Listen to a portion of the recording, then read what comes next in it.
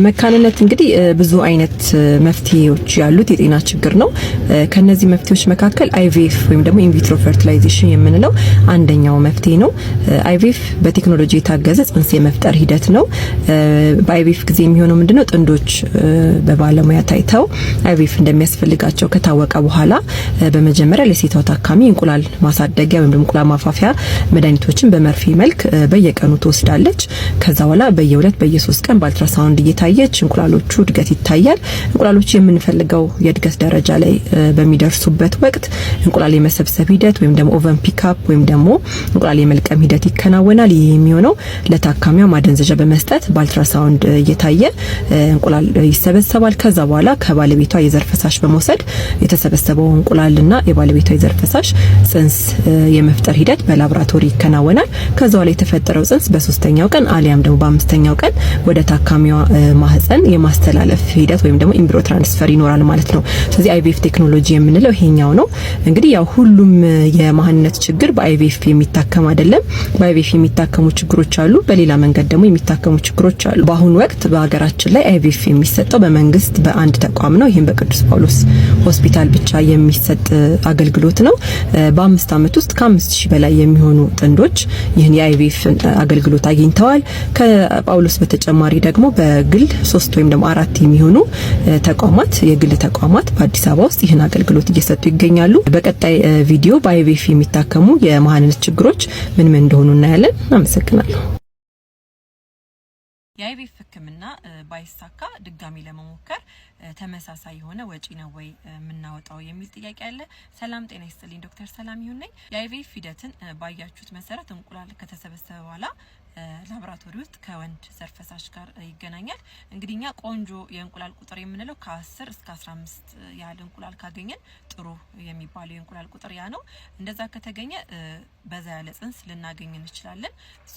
በዚህኛው ዙር 1 ወይም ደግሞ 2 ጽንስ ይተላለፍላትና ሌላው ጽንስ ደግሞ ቀዝቅዞ ይቀመጣል ማለት ነው። ጽንስ አቀዝቅዞ ማስቀመጥ ስንል በ3ኛ ቀን ወይም ደግሞ በ5ኛ ቀን ባለበት ደረጃ ሆኖ ነው የሚቀመጠው። ሳያድግ ባለበት ደረጃ ሆኖ በህዋስ ወይም ደግሞ በአይን በማይታይ ደረጃ ሆኖ ነው ቀዝቅዞ የሚቀመጠው። ስለዚህ በዚህ ዙር አይቪኤፍ ከተሳካና ካረገዘች ከወለደች በኋላ ትመጣና ያ ጽንስ ይተላለፍላታል። የአይቪኤፍ ህክምና በዚህኛው ዙር ካልተሳካ እነዚህ የተቀመጠውን ጽንስ በማስተላለፍ መቀጠል ይቻላል ማለት ነው። የቀዘቀዘ ጽንስ የማስተላለፍ ሂደት ወይም ደግሞ ፍሮዝን ኢምብሪዮ ትራንስፈር ሳይክል ላይ እነዚህ አይቪኤፍ ላይ የሄደችባቸውን ሂደቶች መሄድ አይጠበቅባትም። እዚህ ላይ የምናደርገው ምንድነው? የማህፀን ግድግዳ ብቻ ነው የምናዘጋጀው። የማህፀን ግድግዳ በሆርሞን ይዘጋጅና ከዛ ጽንሱ ይመለስላታል ማለት ነው። ስለዚህ እነዚህ መርፌ መወጋት፣ የእንቁላል መሰብሰብ ሂደት፣ ከወንድ ዘር ፈሳሽ ጋር የማገናኘት ሂደት፣ እነዚህ ሂደቶች በሙላ አያስፈልጉም ማለት ነው። በተቃራኒው ደግሞ የተገኘው የእንቁላል ቁጥር አነስተኛ ከሆነና አሁን ላይ ያለው ጽንስ ለአንድ ጊዜ ብቻ የሚሆን ከሆነ ቀጣይ የአይቪኤፍ ሙከራ ለማድረግ ሙሉ የአይቪኤፍ ሂደትና ሙሉ የአይቪኤፍ ወጪ ያስፈልጋታል ማለት ነው። ጽንስ ምን ያህል ጊዜ ቀዝቅዞ መቀመጥ ይችላል? ለብዙ አመታት ቀዝቅዞ መቀመጥ ይችላል። ይሄን ዜና ቢቢሲ ላይ ካያችሁት እቺ ሴትዮ 30 አመት ያህል ቀዝቅዞ የተቀመጠ ጽንስ ነበር። ያ ጽንስ ተላልፎላት አርግዛ መውለድ ችላለችና ይህ ጽንስ ለረጅም አመታት በመቆየት ሪከርድ የያዘ ጽንስ ነው ማለት ነው። ስለ ጽንስ ማቀዝቀዝ ሂደት ከዚህ በፊት የሰራሁት ቪዲዮ አለ፣ እሱን ማየት ትችላላችሁ። ተጨማሪ ጥያቄ ካለ ኮሜንት ሴክሽን ላይ አስቀምጡልኝ። አመሰግናለሁ። የማረጥ ምልክቶች ምንድናቸው? ሰላም ጤና ይስጥልኝ፣ ዶክተር ሰላም ይሁን ነኝ። የማረጥ ምልክቶች ምን እንደሆኑ አጋራችኋለሁ። ማረጥ ማለት እንግዲህ በሴት ልጅ ሪፕሮዳክቲቭ ህይወት ወይም ደግሞ በስነ ተዋልዶ ጉዞዋ ላይ የሚያጋጥም ተፈጥሯዊ የሆነ ሂደት ነው። ማረጥ ወይም ደግሞ ሜኖፖዝ እንዴት ይፈጠራል ስንል ሴቶች እንግዲህ ያው ውስን የሆነ እንቁላል ነው ይዘን የምንወለደው። እነዚህ እንቁላሎች ከእድሜያችን ጋር እየቀነሱ ይሄዳሉ። ስለዚህ ወደ ማረጥ ስንሄድ በአማካኝ ከ45 አመት እስከ 55 አመት ድረስ የማረጥ ሂደት ይከናወናል። በአማካይ 52ን እንወስዳለን። 52 እድሜ እንደ አማካይ ይወሰዳል። በዚህ ወቅት ምንድነው እንቁላል በከፍተኛ ሁኔታ ስለሚቀንስ ከእንቁላል የሚመረቱ ሆርሞኖች በተለይ ኤስትሮጅን የምንለው ሆርሞን ሰውነታችን ላይ በከፍተኛ ሁኔታ ይቀንሳል። ይህ በሚቀንስበት ወቅት የተለያዩ ምልክቶችን እናያለን። ከምልክቶቹ በጣም በዋነኝነት የሚስተዋሉት ቫሶሞተር ሲምፕተምስ የምንላቸው ለምሳሌ ሆት ፍላሽ ማለት እንዴት ነው? ድንገት የሚመጣ ሰውነት ሰውነታችንን ውርር የሚያደርግ አይነት የሙቀት ስሜት ይኖራል።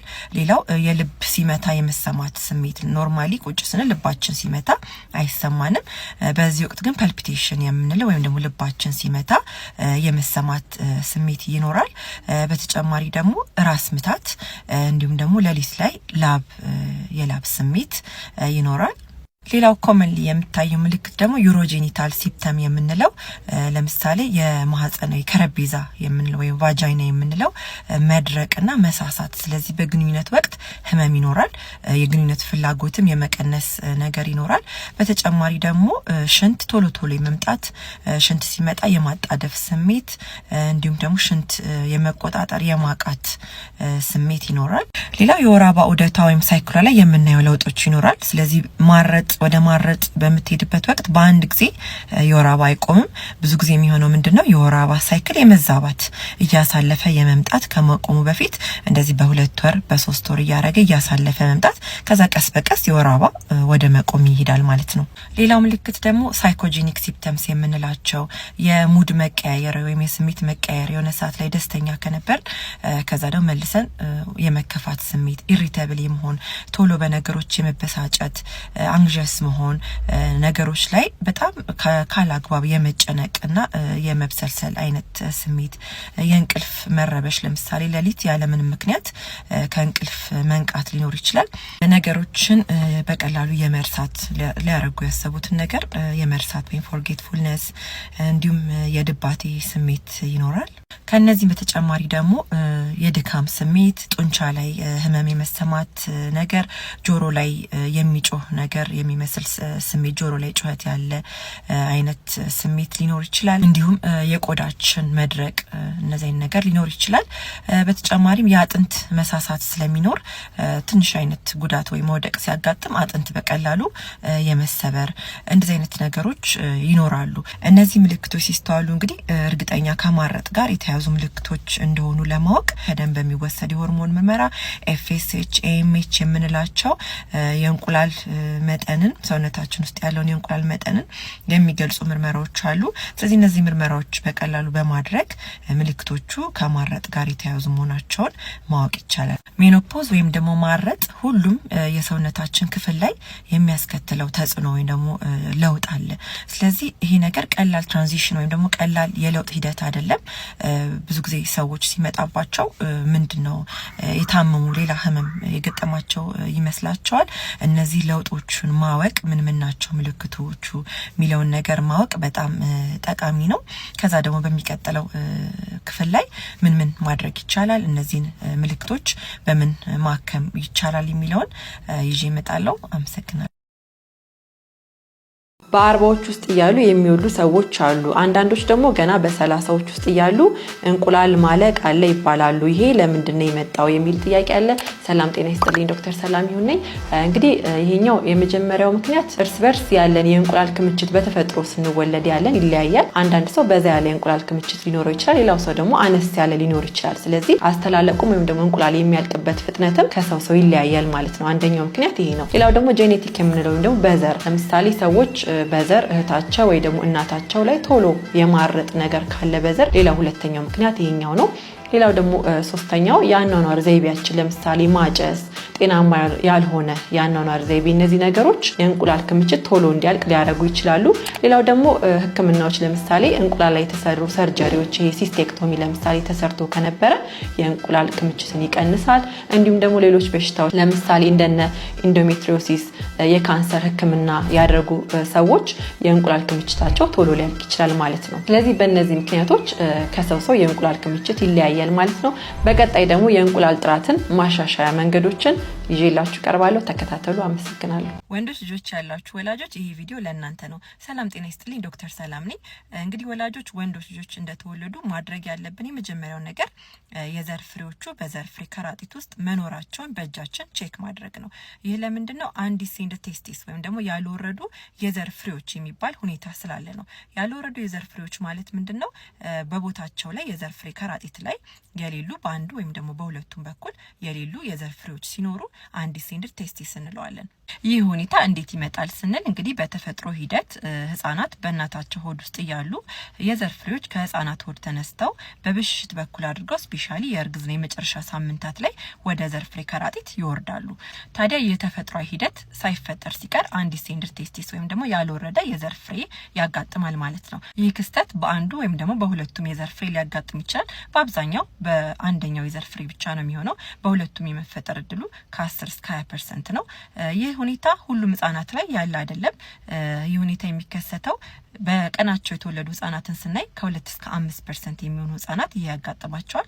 ያለ ቀናቸው የተወለዱ ህጻናት ደግሞ ወደ 30% የሚጠጉት ህጻናት ይህ ሁኔታ ሊያጋጥማቸው ይችላል። የዘር ፍሬ አለመውረድ ካለ በቀላሉ በእጃችን የዘር ፍሬ ከረጢቱን ቼክ አድርገን ማየት እንችላለን። ከዛ በተጨማሪ ደግሞ የዘር ፍሬ ከረጢቱ ላይ ከሌሉ ብሽሽት አካባቢ ያለ እብጠት ካለ እሱን ቼክ ማድረግ ይቻላል። እዛም ጋር ደግሞ ከሌለ በአልትራሳውንድ ወይም ደግሞ በኤምአርአይ ያሉበትን ቦታ ማየት ይቻላል። የዘር ፍሬ አለመውረድ ምን ችግር ያመጣል ስንል ሁለት ወሳኝ ነገሮች አሉ። አንደኛው የወደፊት የመካንነት ችግር ነው።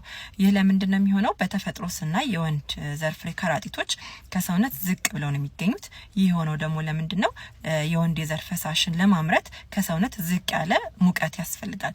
ያልወረደ የዘር ፍሬ በሚኖርበት ወቅት ግን ሰውነት ውስጥ ስለሆነ የሚሆነው የወንድ የዘር ፈሳሽ ምርታማነት ላይ ተጽዕኖ አለው። ስለዚህ ይህ ደግሞ ለወደፊት መካንነት ያጋለጣል። ሌላ ሁለተኛው ደግሞ ያልወረዱ የዘር ፍሬዎች ወደ ካንሰርነት የመቀየር እድል አላቸው። ስለዚህ በእነዚህ በሁለት ምክንያቶች ያልወረዱ የዘር ፍሬዎች ሕክምና ያስፈልጋቸዋል። ሕክምናውን ስናይ እንግዲህ በ6 ወር ውስጥ በራሱ ካልወረደ ህጻናት በተወለዱ ከ6 ወር እስከ 1 አመት ባለው ጊዜ ውስጥ በቀዶ ጥገና መስተካከል ይቻላል።